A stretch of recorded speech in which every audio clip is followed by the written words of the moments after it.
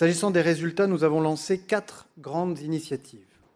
1. Réformer ensemble les opérations de maintien de la paix des Nations Unies pour les rendre plus efficaces. 2.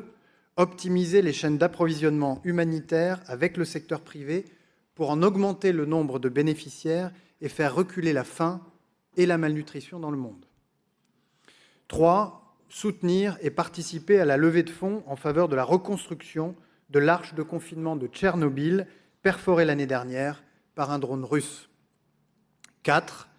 Créer un réseau de ports des pays du G7 et de leurs partenaires, représentant un tiers de la capacité portuaire mondiale, pour faire échec aux stratégies de plus en plus sophistiquées des narcotrafiquants et des criminels organisés. Nous avons aussi décidé la tenue de 3 conférences internationales ou régionales. D'abord, une conférence de lutte contre le trafic de Captagon, cette drogue de synthèse qui fait des ravages au Moyen-Orient, mais jusqu'en Europe. 2. La conférence No Money for Terror, qui se tiendra le 19 mai prochain à Paris pour assécher les nouvelles sources de financement du terrorisme. Et puis 3. Une conférence régionale sur la sécurité dans la Caraïbe qui aura lieu en juillet, en Martinique, et qui associera donc les pays membres du G7. Et puisque M. Lavrov a pu dérouler tranquillement sa propagande hier soir sur une chaîne de télévision française, permettez-moi de lui porter la contradiction. Non, la Russie ne défend pas le droit international, ni en Iran, ni en Ukraine, ni ailleurs. M. Lavrov, on ne défend pas le droit international en lançant une guerre d'agression. On ne défend pas le droit international en envahissant un pays voisin. On ne défend pas le droit international en niant la souveraineté d'une nation, et le recours débridé à la force, en dehors de tout cadre juridique, n'est rien d'autre qu'une expression bestiale de brutalité.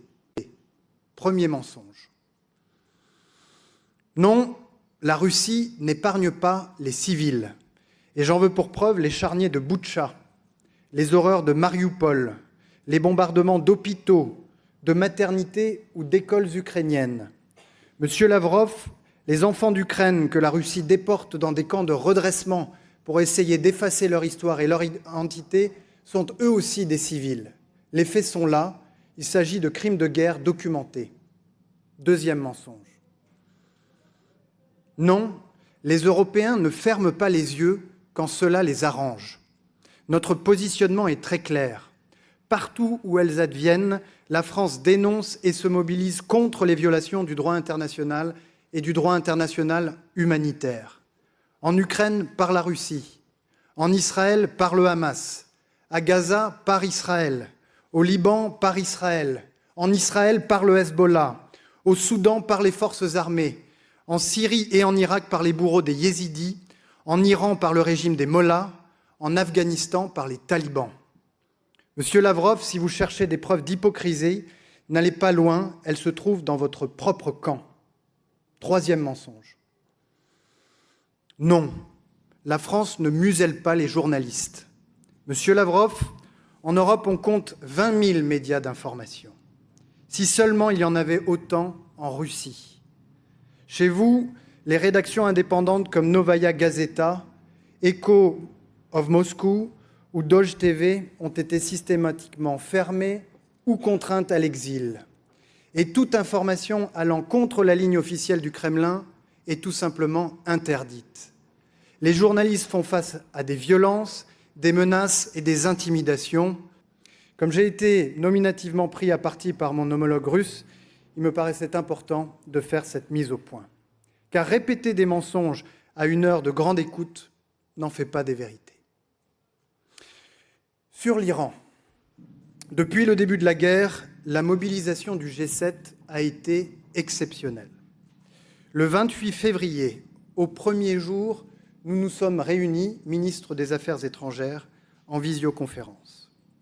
Le 11 mars, le président de la République a tenu une visioconférence avec l'ensemble des chefs d'État et de gouvernement du G7 pour évoquer les conséquences économiques de la guerre au Moyen-Orient, notamment la situation énergétique, ainsi que les mesures pour les atténuer, y compris la libération des stocks stratégiques.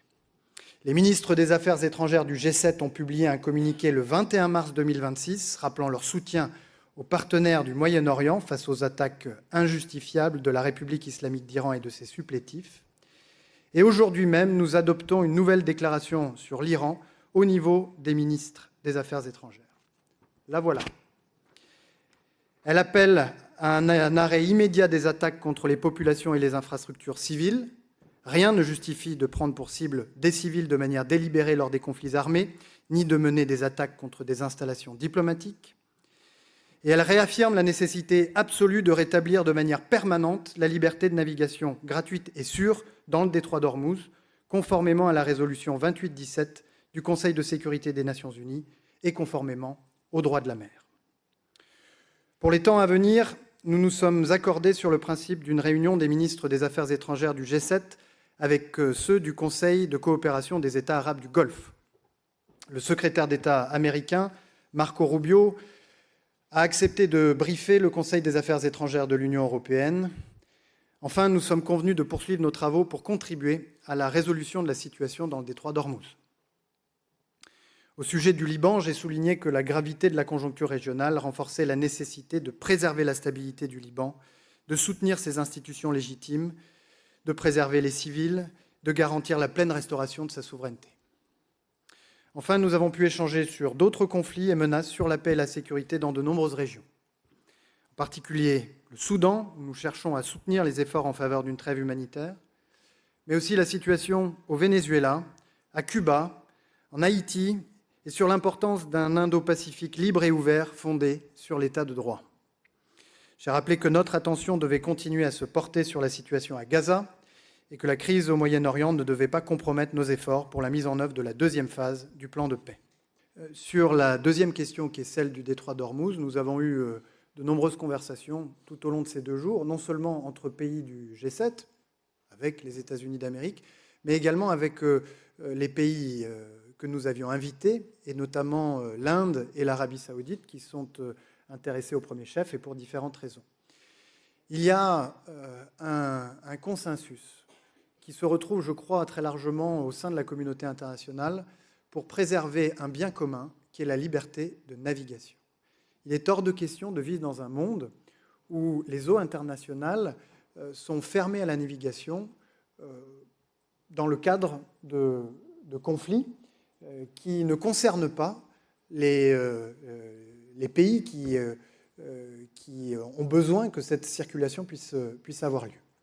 Et la France a marqué sa disposition, dans le cadre d'une initiative lancée par le président de la République, à bâtir une mission internationale permettant la liberté de navigation dans le détroit d'Ormuz, une fois le calme revenu, dans une posture strictement défensive et en accord, si l'on peut dire, ou dans le cadre d'accords avec les principaux pays concernés. S'agissant du Liban, vous m'avez interrogé sur la dissociation des 2 théâtres, et ma réponse, elle est simple, c'est que jamais le Liban n'aurait dû être entraîné dans cette guerre qu'il n'a pas choisie. Et c'est une responsabilité écrasante du Hezbollah que d'avoir fait ce choix qui plonge le pays, une nouvelle fois, au bord du précipice. Je crois qu'il n'y a pas de nécessité à ce que les 2 théâtres soient associés, mais qu'au contraire, il faut redoubler nos efforts pour, d'une part, faire cesser les hostilités au Liban, faciliter un dialogue de haut niveau qui serait historique entre les autorités libanaises et les autorités israéliennes, qui leur permettrait de s'accorder sur le processus de désarmement du Hezbollah, qui doit rendre ses armes, et de cheminer vers un règlement du différend qui les oppose depuis 1949. Et d'ici là, eh bien, il faut qu'Israël puisse s'abstenir de toute opération terrestre, s'abstenir de toute atteinte aux infrastructures civiles, de toute atteinte portée aux zones densément peuplées, et notamment Beyrouth, pour qu'un chemin vers la paix reste possible. Le secrétaire d'État Marco Rubio, avec lequel je me suis entretenu plusieurs fois depuis le début de la crise, sait parfaitement le niveau de mobilisation de la France. Et comme les autres participants à nos échanges, il souhaite qu'une fois les objectifs militaires des États-Unis atteints, eh bien que la sécurité maritime et que la liberté de navigation puissent être assurées dans le détroit d'Ormuz comme dans toutes les eaux internationales du monde. Vous m'avez ensuite interrogé sur les questions de médiation. Bon, des échanges ont commencé qui s'appuient sur la médiation du Pakistan, mais aussi d'autres pays comme l'Égypte et la Turquie. Nous soutenons ces efforts, nous souhaitons qu'ils puissent produire des résultats pour la réouverture du détroit d'Ormuz, pour la désescalade, bref, pour mettre fin à cette escalade qui entraîne avec elle des conséquences considérables et dangereuses pour l'économie mondiale. Public. Et quant à la question du détroit d'Ormuz, je crois que l'objectif est largement partagé. Et je vous invite, si vous vous intéressez vraiment à ces questions, à revenir sur l'adoption de la résolution 2817 du Conseil de sécurité des Nations Unies, qui a reçu le parrainage d'une grande majorité des pays du monde, et qui touche justement à la question de la liberté de navigation et de la sécurité maritime. Ce qu'il faut bien comprendre, c'est que les mers se divisent en deux parties. Il y a les eaux territoriales qui, en quelque sorte, sont placées sous la juridiction des États, et il y a les eaux internationales, qui sont un bien commun par lesquels les échanges d'un bout à l'autre de la planète peuvent se faire. Et il est hors de question pour quiconque que ce bien commun qui est protégé par le droit de la mer puisse être remis en question par quiconque. Et donc cet objectif est largement partagé. Il passera nécessairement d'une manière ou d'une autre, une fois le calme revenu, ou une fois que les objectifs militaires des États-Unis auront été atteints, ou une fois que le pic des hostilités aura été dépassé, passera nécessairement par un système d'escorte. Un système d'escorte qui permettra d'apporter la sécurité nécessaire pour que la circulation des navires puisse reprendre au plus vite. Vous voyez bien que chaque jour qui passe, la situation s'aggrave, faute de circulation des navires depuis le golfe Persique vers le reste du monde. Et donc, pour que la reprise se fasse dans les meilleures conditions et au meilleur rythme possible, il faudra d'une manière ou d'une autre que cette mission internationale qu'a proposée le président de la République puisse intervenir dans le respect du droit international et du droit de la mer. Un nombre de constats. Premier constat, la Russie était déjà en échec militaire et économique. Militaire parce que son opération spéciale, qui ne devait durer que quelques jours ou quelques semaines, s'est heurtée à un mur, le mur de la résistance ukrainienne, que la Russie de Vladimir Poutine accuse des pertes humaines supérieures à 1 million, ce qui est supérieur à l'ensemble des pertes humaines de l'Union soviétique et de la Russie depuis la fin de la Deuxième Guerre mondiale, et qu'aujourd'hui, c'est plus de 1000 soldats russes sur le front qui sont tués.